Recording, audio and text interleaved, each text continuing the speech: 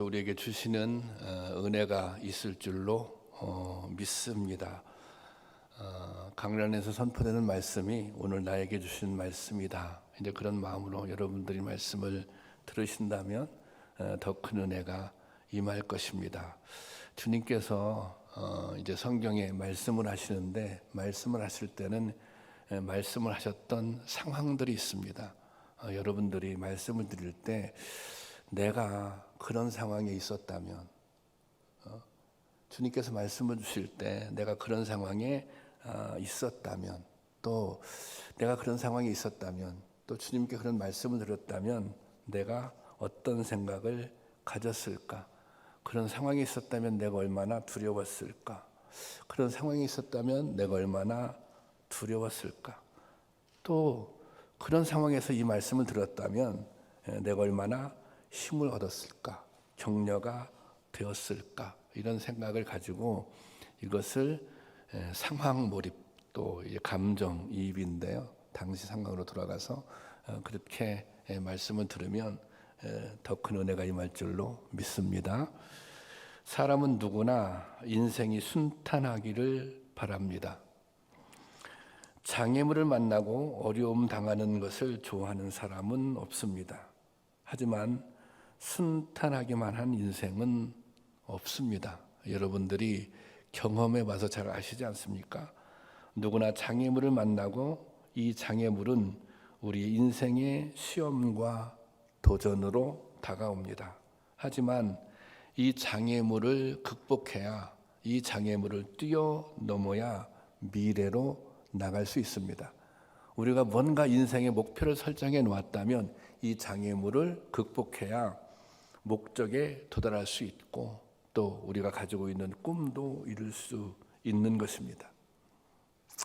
이스라엘 백성들은 광야의 긴 여정을 마치고 드디어 요단에 이르렀습니다. 이제 요단 강을 건너면 바로 꿈에 그리던 가나안 땅입니다.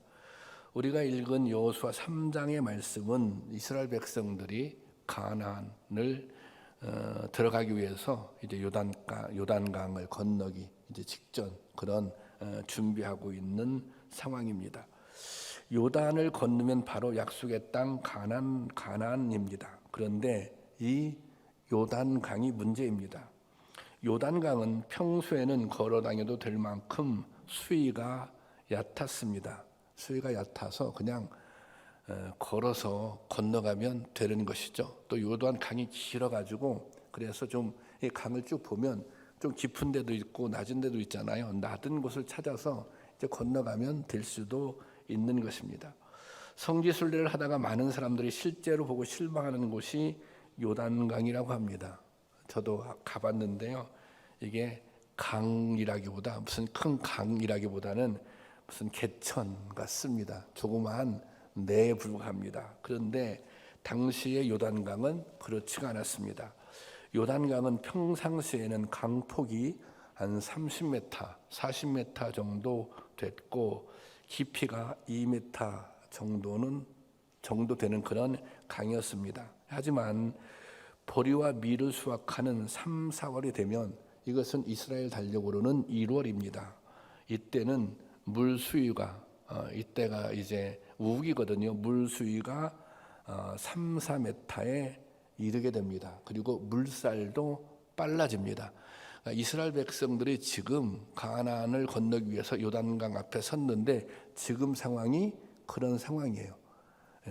이게 지금 물살이 빠르고 물의 깊이가 한 4m 정도 되고, 오늘 본문 15절에 보면 15절 한번 띄워주시겠어요? 15절, 오늘 본문 15절 제가 볼게요.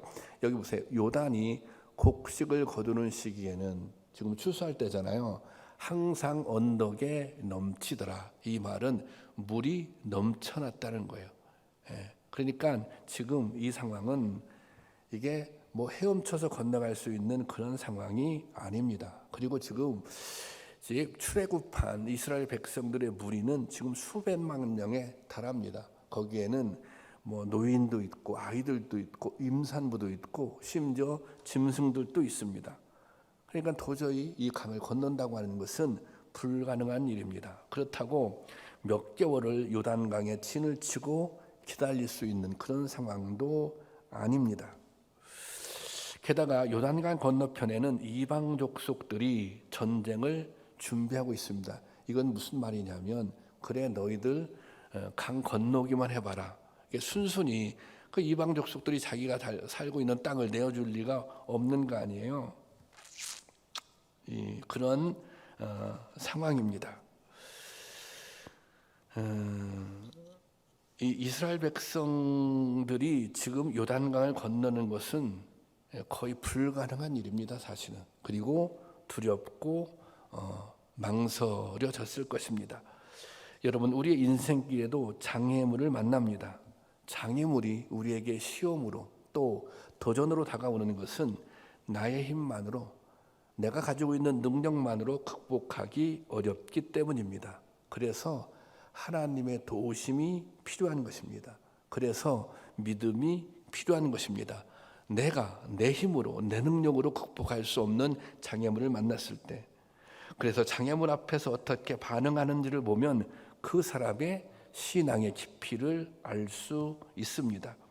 본문을 통해 여호수아와 이스라엘 백성들이 장애물을 어떻게 극복하는지, 장애물을 극복하는 거 그들은 믿음으로 극복하잖아요. 믿음으로 어떻게 장애물을 극복하는지 그것을 보면서 은혜를 나누기를 원합니다. 자, 이 이스라엘 백성들이 건널 수 없는 요단강이라고 하는 장애물을 어떻게 극복할까요? 먼저 여호수아가 이스라엘 백성들을 모읍니다. 모은 다음에 뭐해요? 그 다음에 하나님의 말씀을 들려줍니다. 오늘 본문 9절 말씀인데요, 다 같이 보겠습니다. 시작. 여호수아가 이스라엘 자손에게 이르되 이리 와서 너희 하나님 여호와의 말씀을 들으라 하시고. 그러니까 지금 이 장애물 앞에 있는 이스라엘 백성들을 불러 모아서 하나님의 말씀을 들려줍니다. 여호수아가 왜 하나님의 말씀을 들려주었을까요? 왜냐하면 거기에 답이 있기 때문입니다. 거기에 요단강을 건널 수 있는, 그것도 안전하게 건널 수 있는 답이 있기 때문입니다. 이 요단강은 이스라엘의 능력으로는 건너갈 수가 없습니다. 하나님의 도우심이 필요합니다. 요단강은 믿음으로 건너야 하는 것입니다. 그래서 하나님의 말씀을 들으라는 것입니다. 그리고 이런 하나님의 말씀을 전해줍니다. 10절 말씀 보겠습니다. 다 같이 10절 말씀 시작.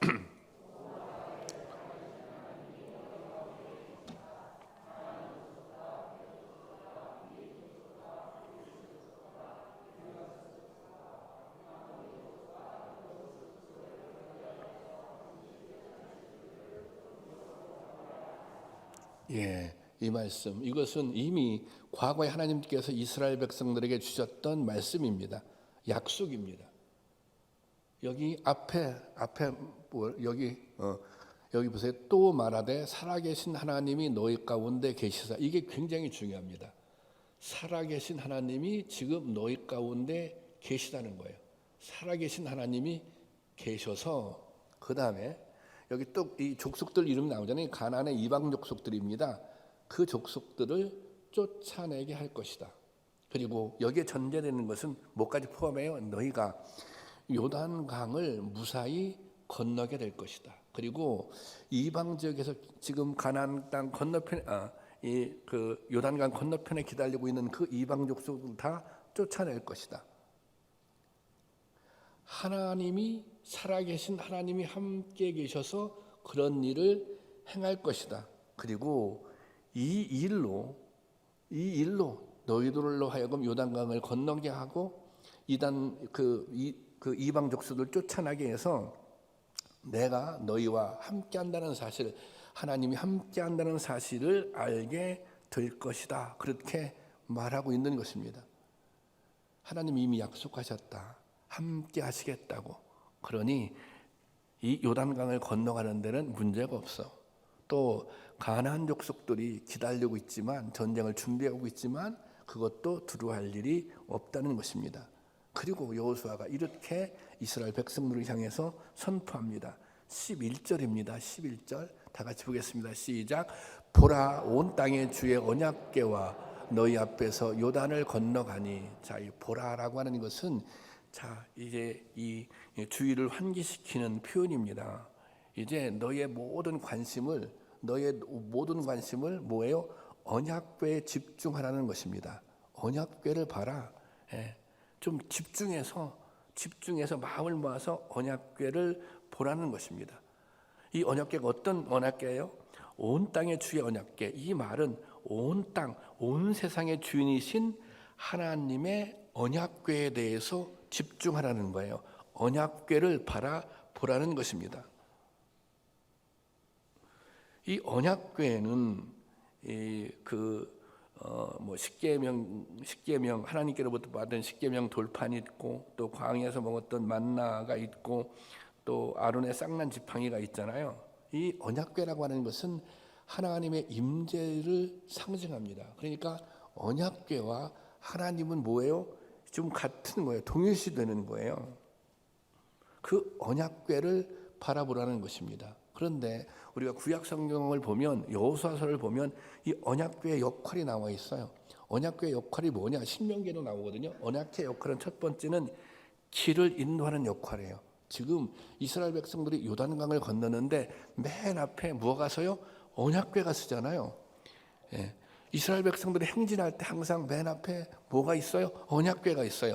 언약궤는 길을 안내주는 역할을 해요. 또 언약궤는 무슨 역할을 해요? 언약궤는 대적을 물리치는 역할을 합니다. 또 언약궤는 어떤 역할을 해요? 언약궤가 있다고 하는 것은 하나님이 함께 하신다는 증거예요. 그러니까 이스라엘 백성들은 자, 뭐만 하면 돼요? 언약궤만 바라보면 돼요. 이 언약궤에 집중하면 되는 것입니다. 언약궤를 따라가기만 하면 다 길도 인도하고 대적도 물리쳐 주는 거예요. 그러니까 지금 이스라엘 백성들은 요단강을 바라볼 필요가 없어요. 물이 넘치는 뭐만 바라보면 돼요? 언약궤만 바라보면 된다는 것입니다. 그리고 그 다음 이스라엘 백성들이 해야 할 일들을 구체적으로 알려주십니다. 이제 그래서 맨 먼저 그 언약궤를 맨 제사장들이 앞장을 서잖아요. 그리고 각 지파에서 뽑힌 12명의 대표자들이 그 뒤를 따릅니다. 그 다음에 오늘 본문이 있는 4절 한번 볼까요? 4절 보겠습니다. 시작. 그러나 너희와 그 사이의 거리가 2000규빗집 되게 하고 그것을 가까이 하지는 말라. 그리하면 너희가 행할 길을 알리니 너희가 이전에 길을 지나보지 못하였음이니라 하니라. 자, 여기까지 보면 보세요. 지금 앞에 언약궤가 가요. 그런데 여기 2000규빗이라고 하는 것은 한 9m 정도 거리거든요. 한 9m 정도 간격을 두고 여호와 그 언약궤를 보고 가라는 것입니다. 그래 언약궤를 잘 보고 따라갈 수 있으니까. 자, 그 다음에 중요한 말씀, 너희가 행할 길을 알리니, 너희 길을 인도해 준다는 거예요. 그런데 보세요. 너희가 이전에 이 길을 지나보지 못하였음이니라 그랬잖아요. 지금 이스라엘 백성들이 가는 이 길은 처음 가는 길이에요. 요단강을 건너고 있잖아요. 이 길은 처음 가는 길이에요. 가나안에 들어가야 되잖아요. 이 길은 처음 가는 길이에요. 그런데 그 길을 누가 안내줘요? 하나님께서. 그 길을 누가? 언약궤가 인도해 준다는 거예요. 언약궤가 싸울 일 있으면 대신 싸워준다는 거예요.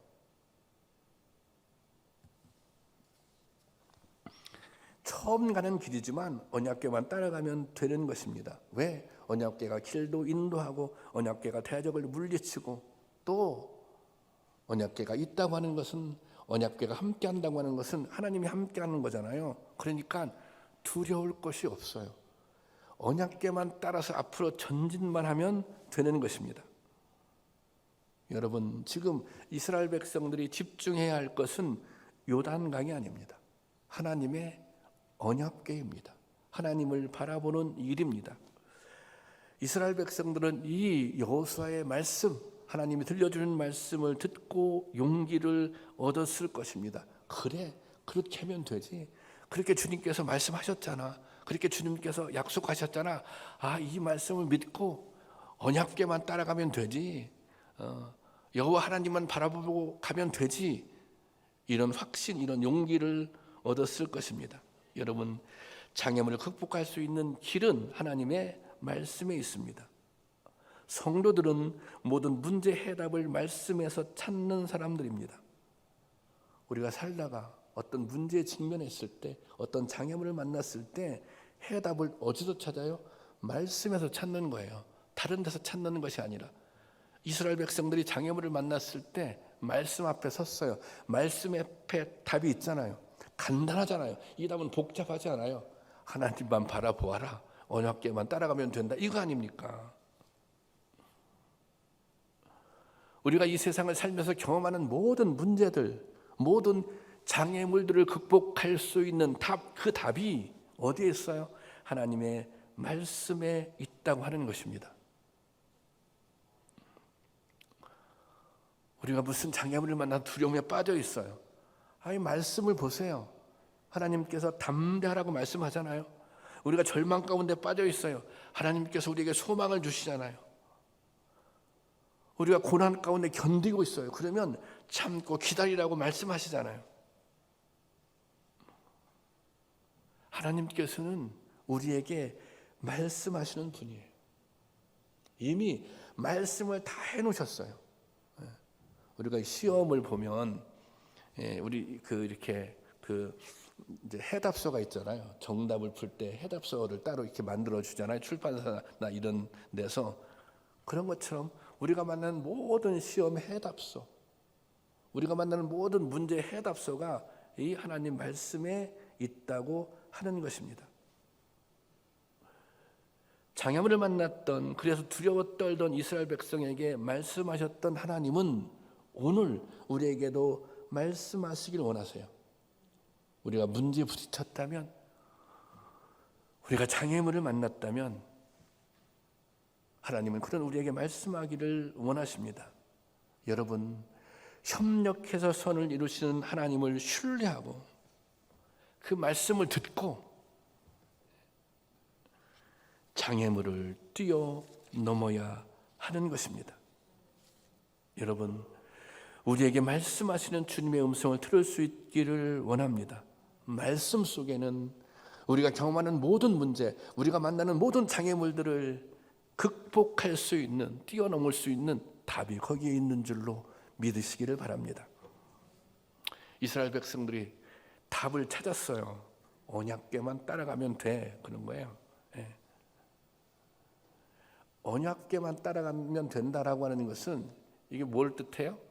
그냥 말씀에 순종하면 돼, 그거 아닙니까? 그러자 이제 언약궤를 맨 제사장들이 먼저 말씀에 순종해서 범람하는 강물에 발을 들여 놓았습니다. 여기에 중요한 포인트가 있어요. 자, 하나님의 말씀에 순종해서 지금 강물이 범람하고 있는데 그 범람하는 강물에 들어가고 있습니다. 하나님은 요단강을, 홍해 같은 경우는 하나님께서 모세가 지팡이로 탁 쳐서 홍해를 가른 다음에 이 이스라엘 백성들이 지나간 거 아닙니까? 근데 요단강은 그런 방법이 아니에요. 요단강은 하나님께서 요단강을 탁 가르고 난 다음에 이스라엘 백성들을 지나가게 한 것이 아니라 뭐예요? 먼저 들어서야 되는 거예요. 그러니까 먼저 들어서는 것을 요구하셨던 것입니다. 요단강물이 갈라진 후에 제사장들이 들어가는 것이 아니라 물이 흐르는 상태로 제사장들이 들어간 것입니다. 제사장들의 마음이 쉽지 않았을 것입니다. 왜냐하면 지금 2m가 넘는 3-4m 되는 물길이 있잖아요. 이 거센 물살이 있는 거잖아요. 거기를 지금 들어가야 되는 거 아니에요. 그럼에도 흐르는 강물 속으로 들어갈 수 있었던 것은 이 제사장들이 하나님의 말씀을 믿었기 때문입니다. 하나님의 말씀을 믿었기 때문에 뭐 할 수 있었다는 거예요? 순종할 수 있었던 것입니다. 하나님의 말씀을 믿었기 때문에 말씀대로 행할 수 있었던 것입니다. 미국의 미드웨스트라고 하는 한 작은 농촌 2층에 사는 젊은 부부와 아이들이 있었다 그래요. 어느 날 밤에 불이 났습니다. 모든 식구가 먼지가 자욱한 집에서 다 뛰쳐나왔습니다. 뛰쳐나오고 보니까 아이가 하나 안 보이는 거예요. 2층에 있는 5살 아이가 자고 있었던 거예요. 그 아이가 연기가 자욱하니까 이제 그때 깨어난 거죠. 근데 불길은 심해져서 걔를 데리러 들어갈 수가 없어요. 안타까운 마음에 아이의 이름을 부르는데 2층 창가에서 아이가 이제 울고 있는 거예요. 그래서 아버지가 아이에게 소리쳤어요. 뛰어내리라고. 얘 뛰어내려. 내가 밑에서 받아줄 테니까, 내가 밑에서 잡아줄 테니까 뛰어내려.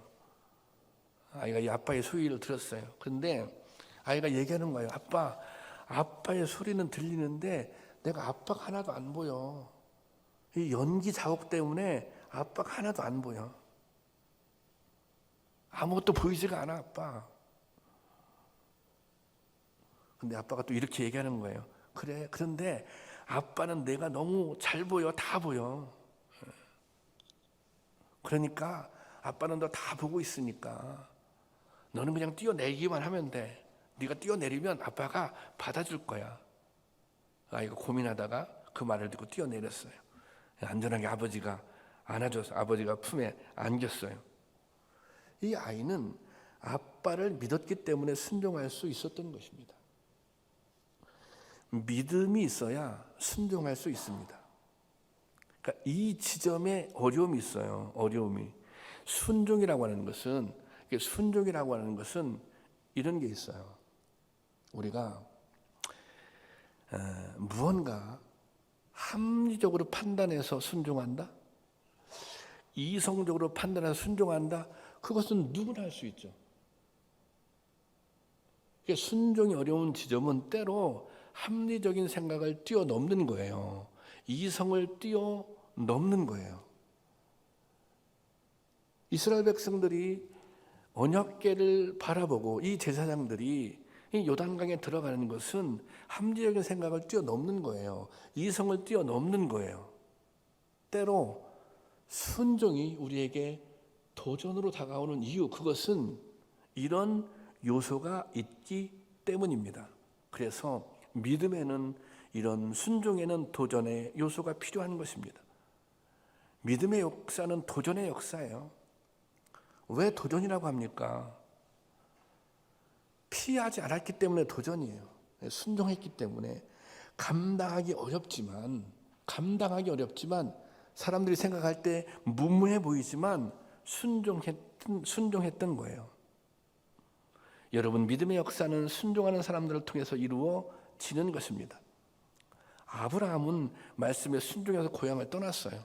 그래서 복의 근원이 된 거 아니에요. 복의 통로가 된 거 아니에요.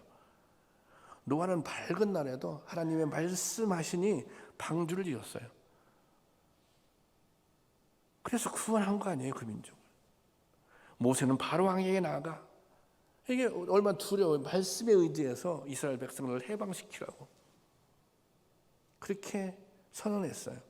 사실은 이게 다 무모한 도전이었던 것입니다. 하지만 하나님께서는 이런 순종하는 사람들을 통해 역사를 이루어가고 있는 것입니다. 이루어가는 것입니다. 여러분, 우리의 순종을 통해서 하나님의 역사가 이루어지는 거예요. 우리의 순종을 통해서 교회가 든든히 세워지는 거예요. 우리의 순종을 통해서 우리 교회가 든든한 교회가 되는 거예요. 여러분의 순종을 통해서 여러분의 가정도 든든하게 세워지는 거예요. 여러분, 하나님께서는 우리에게도 말씀하세요. 순종할 수 있겠어?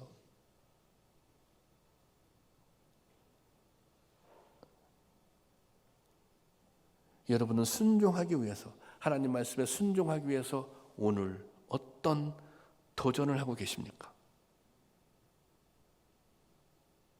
내가 알고 있는 말씀들, 내가 깨닫고 있는 말씀들, 이 말씀들을 생각할 때 내가 그 말씀에 순종하기 위해서 우리는 어떤 도전을 하고 있습니까? 우리가 순종하기로 결심하고 도전할 때 하나님의 역사가 이루어진다는 것입니다. 그런 은혜가 있기를 바랍니다. 우리가 요단강을 건너는 모습을 보면서 홍해의 기적을 연상합니다. 그렇잖아요. 홍해가 쫙 갈라지고 또 요단강도 지금 쫙 갈라지잖아요. 그런데 사실 홍해는 하나님이 그냥 알아서 갈라주신 거예요. 여기에는 믿음의 순종이 필요가 없었다고 하는 것입니다. 믿음의 순종이. 그런데 요단강을 건너는 데는 순종이 필요했습니다. 아니, 하나님께서 홍해를 가르시듯이 요단강도 갈라주시지 왜 이런 방법을 택하셨을까? 왜 이렇게 하셨지? 거기에는 하나님의 생각이 다 계신 거예요. 지금 이스라엘 백성들은 40년 동안 광야 생활을 했습니다. 이 40년 동안 이스라엘 백성들은 무엇을 했습니까? 훈련을 받은 거예요. 원래 애굽에서 가나안 땅까지는 2주만 가는 거리입니다. 40년 걸렸어요. 40년 동안 무엇을 훈련했나요? 하나님의 백성으로 사는 방법을 훈련했어요. 하나님의 백성으로 살기 위해서는 어떻게 해야 돼요? 하나님의 백성으로 살기 위해서는 말씀에 순종해야 되는 거예요. 그들은 40년 동안 처절하게 깨달았어요. 말씀에 순종하면 어떤 결과가 나오는지, 말씀에 불순종하면 어떤 결과를 얻게 되는지 그것을 깨달았어요. 그것을 깨닫는데 40년이 걸렸고 지금 요단강 앞에 서 있는 거예요. 신앙이 성장해야 되는 거죠. 신앙이 성숙해야 되는 거죠. 그리고 더 중요한 것, 하나님께서 가나안 땅을 약속해 주셨잖아요. 젖과 꿀이 흐르는 땅이에요. 그런데 그 땅에 들어가기 위해서는 거기는 이방 족속들이 살고 있잖아요. 강한. 그리고 거기엔 이방 문화들이 있잖아요. 그런데 그들이, 이 이스라엘 백성들이 하나님 백성으로 살아갈 수 있는 준비가 안 됐어요. 말씀에 순종할 수 있는 준비가 안 됐어요. 그러면 하나님께서 주시는 그 복과 은혜를 누릴 수 없어요. 그 땅은 이스라엘 백성들이 하나님의 백성으로 살아갈 때 젖과 꿀이 흐르는 땅인 것이지, 그렇지 않으면 그것은 젖과 꿀이 흐르는 땅이 아니에요. 이스라엘 역사를 보면 알지 않습니까? 그래서 하나님은 이스라엘 백성들을 하나님의 백성답게 훈련시키시고 순종을 테스트하고 확인하는 거예요.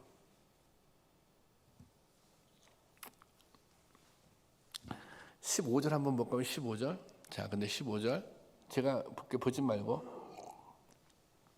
여기 보면, 자, 이제 막 물이 이제 물이 막 넘치는 그런 상황이잖아요. 이게 좀 그런 상황에서 지금 제사장들이, 궤를 맨 제사장들의 발이 물가에 잠기자 그랬잖아요. 근데 이거 히브리 원어로 보면 물가에 잠기자 이게 아니라 이 표현이 어떤 표현이냐면 이런 표현이에요. 우리가 물을 바른다, 무슨 포도주를 바른다, 물에 살짝 적신다, 그런 표현을 쓰잖아요. 그런 표현이에요. 그러니까 이게 사실은 제사장들이 하나님의 말씀을 믿고 아멘 그러고 물에 첨벙첨벙 들어간 게 아니에요. 한번 살짝 아주 소심하게 물만 한번 살짝 적셔보는 거예요. 이게 이 상황, 이 느낌이. 그러니까 사실은 이 제사장들의 순종은 어떤 순종이에요? 무슨 과감하게 결단하고 그러는 것이 아니라 한번 소심하게, 그래도 주님이 말씀하셨으니까, 또 주님이 약속도 있으니까 아주 소심하게 한번 슬쩍 이렇게 한번 물을 적셔보는 거예요. 그런데 이 제사장들의 소심한 순종을 통해서 요단강이 갈라지는 역사가 나타났다고 하는 것입니다. 이게 참 위로가 되는 말씀이에요. 소심하게 소심한 순종. 여러분, 우리가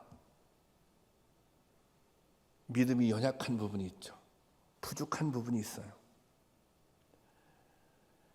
연약하면 연약한 대로, 부족하면 부족한 대로 내가 알고 있는 만큼, 내가 깨닫고 있는 만큼, 내가 할 수 있는 만큼만이라도 순종하려고 결심할 때 거기서 성령님께서 역사하신다는 것입니다.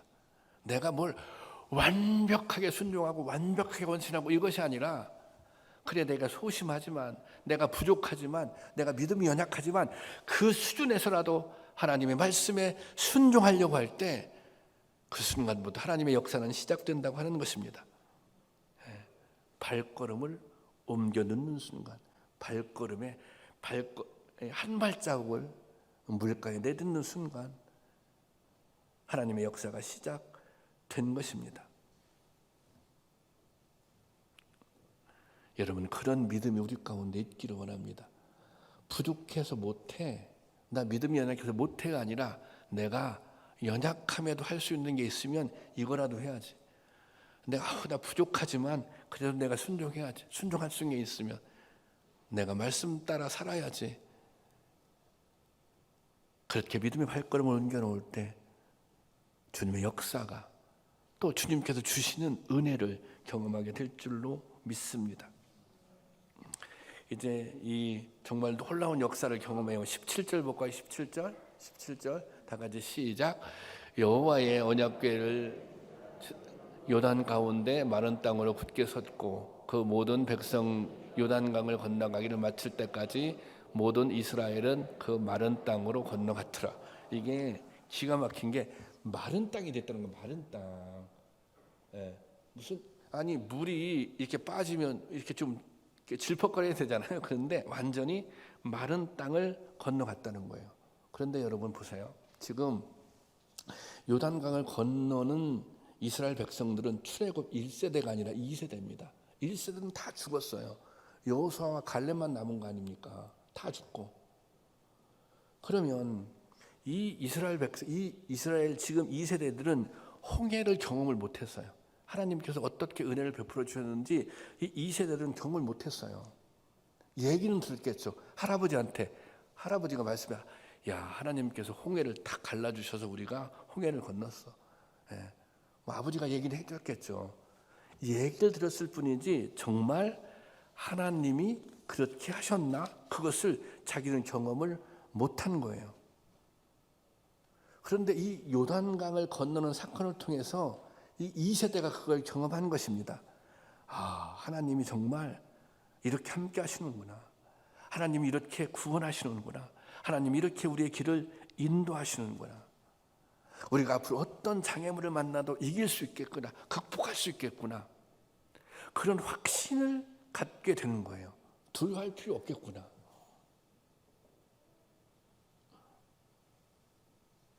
여러분, 우리가 장애물을 만났을 때 더 간절해질 때가 있잖아요. 그 장애물을 통과하는 과정에서 경험하는 은혜가 있어요. 이게 굉장히 중요한 거예요. 장애물을 통해서 주님께서 우리에게 주시는 은혜가 있어요. 그 은혜를 경험하면 두려움이 없는 거죠. 아니까. 장애물을 극복할 수 있는 길을 이제 알기 시작했으니까. 이스라엘 백성들은 이제 두려움이 없는 거예요. 딱 건넌 다음에는 그래. 우리가 그동안 말로만 들었었는데 할아버지한테 아버지한테 말로만 들었었는데 진짜 함께 하시는구나. 진짜 구원하시는구나. 여러분, 이스라엘이 장애물을 극복할 수 있었던 비결은 하나님의 말씀에 온전히 순종한 데 있습니다. 거대한 장애물이 앞길을 가로막는 상황에서 믿음의 한 걸음을 내딛는 것은 결코 쉬운 일이 아닙니다. 두렵고 망설임이 앞설 수도 있습니다. 하지만 그때가 우리의 믿음을 보여줄 때입니다. 그때 순종의 힘을 발휘할 때입니다. 오히려 그 순간 더 놀라운 하나님의 은혜를 경험할 때인 줄로 믿습니다. 여러분, 문제를 극복할 수 있는 힘, 장애물을 극복할 수 있는 해답, 말씀에 나와 있어요. 말씀에 순종하면 다 해결돼요. 해결될 뿐 아니라 더 큰 하나님의 역사, 더 큰 하나님의 은혜를 경험할 수 있다는 것입니다. 그런 은혜가 있기를 주님의 이름으로 축원합니다.